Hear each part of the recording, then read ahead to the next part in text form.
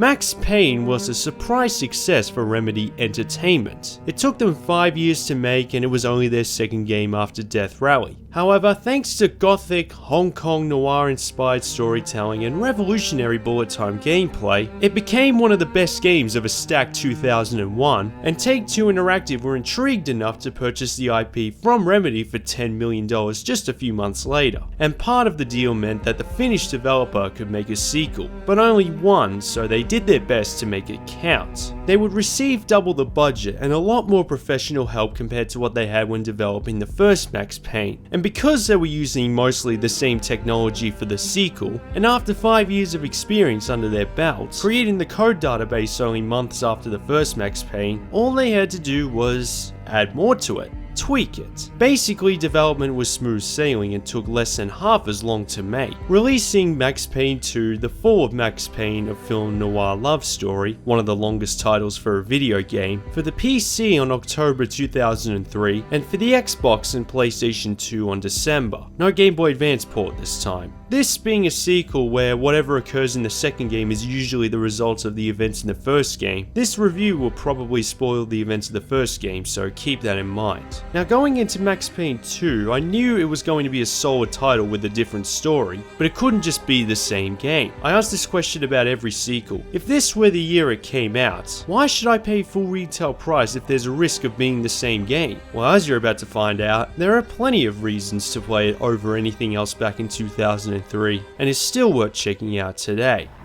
They were all dead. The final gunshot was an exclamation mark to everything that had led to this point. I released my finger from the trigger, and then it was over. Yet, the second game begins with Max waking up in a hospital as if someone swapped his painkillers for Valkyria, struggling to control himself after being shot, and finding a police detective in the morgue which he admitted to murdering. Winterson was dead. I was a murderer. Then it flashes back 3 months earlier. Max has been reinstated as an NYPD detective and receives a disturbance call of a shootout in a warehouse owned by Vladimir, an old associate of Max in the first game, so he obviously takes the call and investigates inside. The raids were conducted by the cleaners right in the middle of a gang war. Oh, and also runs into Mona Sachs. Mona? Max, we gotta stop meeting like this. Despite being on the murder suspect list, she and Max work together to solve the case, as she confirms that the cleaners are trying to silence everyone who knows about the Inner Circle, the same organization that Max worked with in the first game to avenge his family. A conflict is brewing between the highly ranked members, and also throughout the story, Max develops an affection for Mona, because otherwise this game would be false advertising. Quite the odd couple, but a highly charismatic one nonetheless. What are you so afraid of? What do you want from me? The Things That I Want by Max Payne. A smoke, a whiskey, for the sun to shine.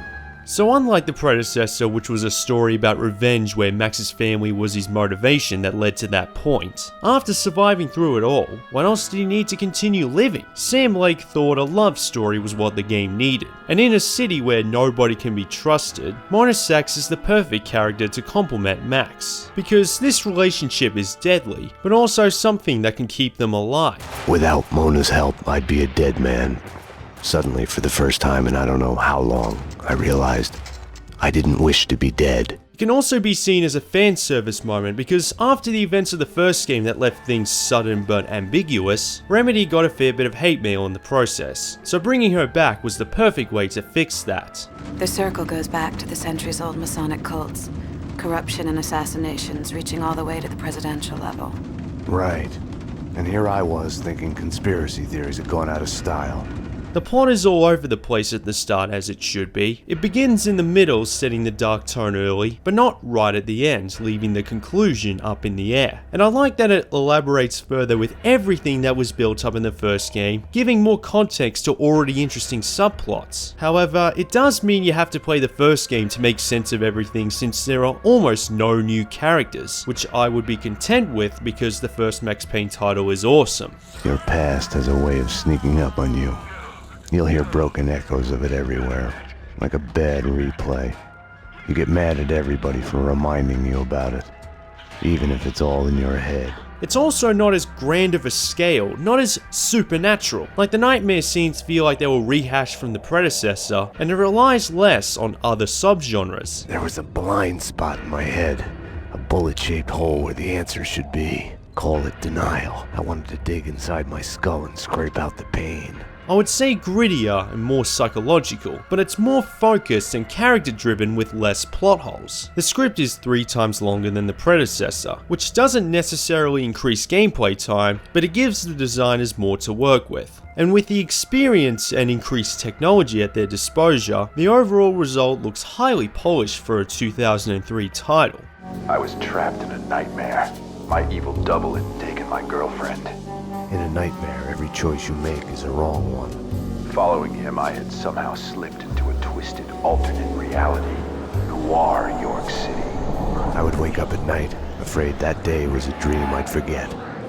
I remember the first game where characters only had one facial expression, and no unique animations for in-game cutscenes because technology was still too primitive to make them look cinematic. And they got around the problem by using comic book styled cutscenes for exposition, which also added to the noir theme, becoming a staple of all Max Payne titles, including this one. Graphically, it's very similar to the predecessor using the same game engine, very 6th generation. However, thanks to evolving technology, they were able to incorporate facial and cutscene animation stunt doubles, and instead of finding whoever they could find, they used real actors, although most of the original voices from the first game remained, including Max himself, James McCaffrey, so they didn't have to rely on the comic book strips as much as they did in the first game, only really appearing after completing a chapter. But since they look cool and more detailed, it was a good thing they were here to stay. Not so long ago, the V-tags had bloomed everywhere in the city.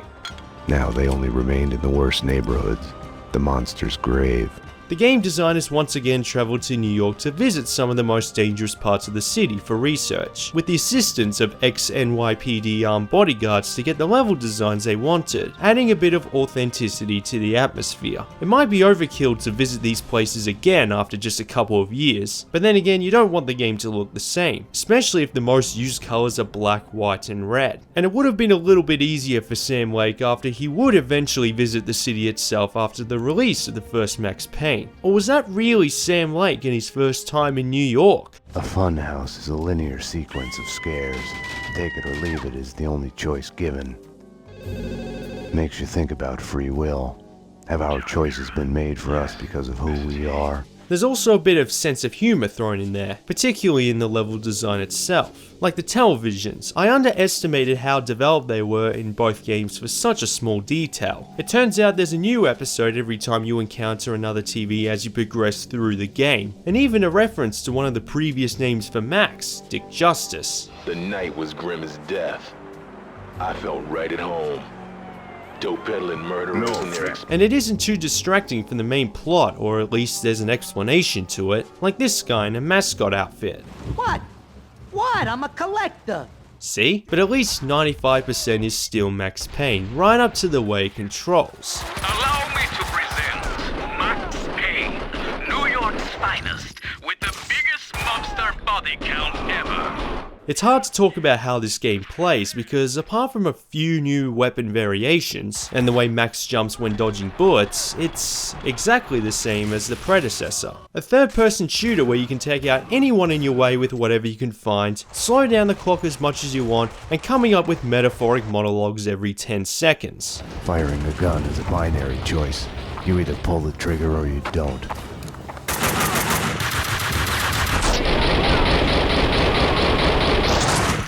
That's why this review is a lot shorter in comparison, but it worked so well in the first game they didn't need to change too much. It was about fixing the unnecessarily frustrating elements, because there are plenty in the first Max Payne. It seemed like every corner was an instant death trap, therefore becoming a force of habit to walk around paranoid that an enemy was guaranteed to appear, and in plenty of instances, even in Max Payne 2, that was the case. So I came up with a lot of unorthodox methods, playing it in a way that I probably shouldn't have just to survive, including looking around a corner like this, saving every 5 seconds, or waiting for the enemies to come out the door before you do. Staying here, trapped behind a desk, would have solved nothing.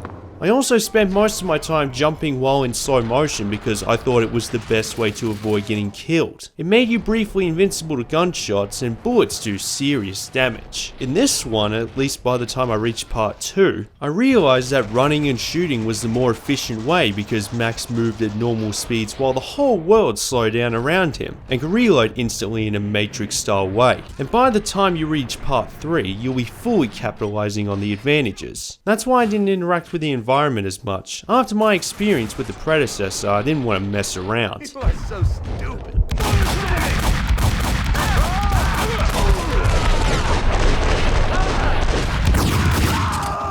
The only time it felt like the same frustrations kicked in was whenever help was low while painkillers were scarce, and babysitting the others to make sure they didn't die either, which meant I was in more of a hurry, causing me to make more mistakes because enemies can still kill you instantly if you're not careful. And if you take cover, they'll throw grenades at you. The AI are still just as smart, apart from the fact they also run straight at you, but they're quick and accurate with their weapon, although they do have their moment of stupidity.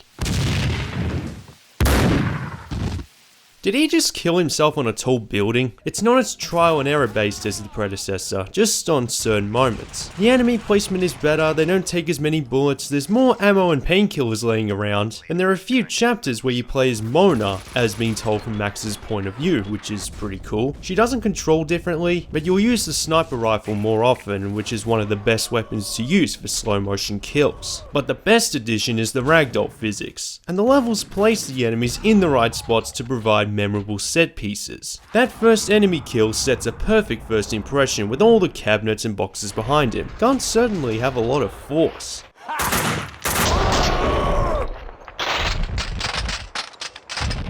I suppose that's one of the upsides of the difficulty. You're looking at corners, think the enemies are good at taking cover. You really don't know if they're going to appear or not, which adds to the thrill. But compared to the first, I didn't struggle as much with where to go and what to shoot at when it mattered most. And controlling Max is a lot more manageable while still maintaining its challenge.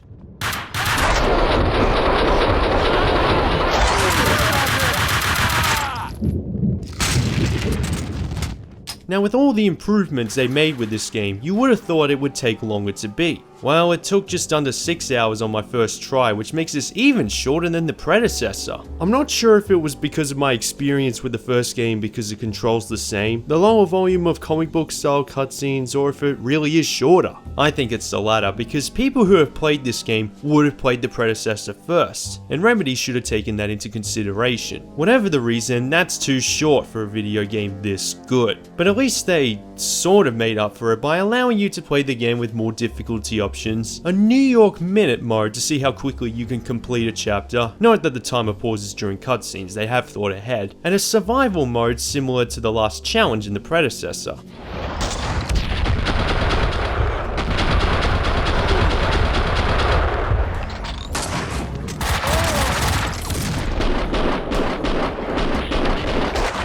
Usually I'm not a fan of these type of extra features because they're usually a quick and cheap way to increase gameplay time in the wrong way, but I found myself playing this part for at least an hour to see how far I can go. Besides, other shooters like Call of Duty would do the same thing down the line, and I can understand why they're only available after you beat the game. You need to get enough experience with the controls because of the trial error gameplay it's known for. Know the enemy placement in advance and bullet time becomes second nature.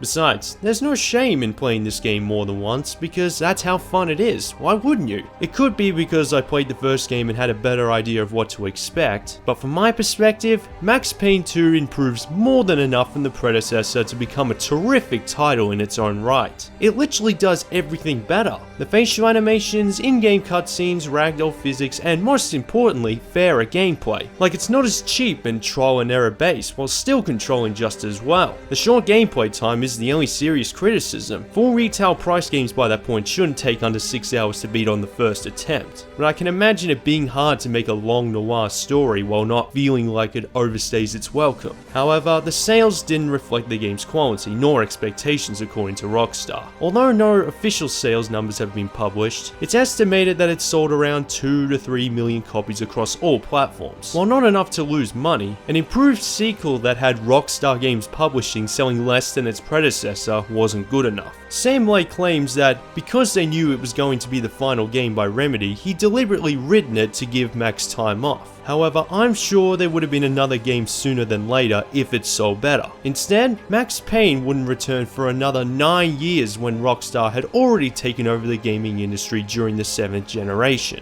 In the end, I would still recommend playing the predecessor first to avoid spoiling the whole narrative. After all, it's a story-driven game and a sequel where almost every character is a returning one. But then I recommend playing all of them because they're really good. Funny as hell, it was the most horrible thing Max would have to go through.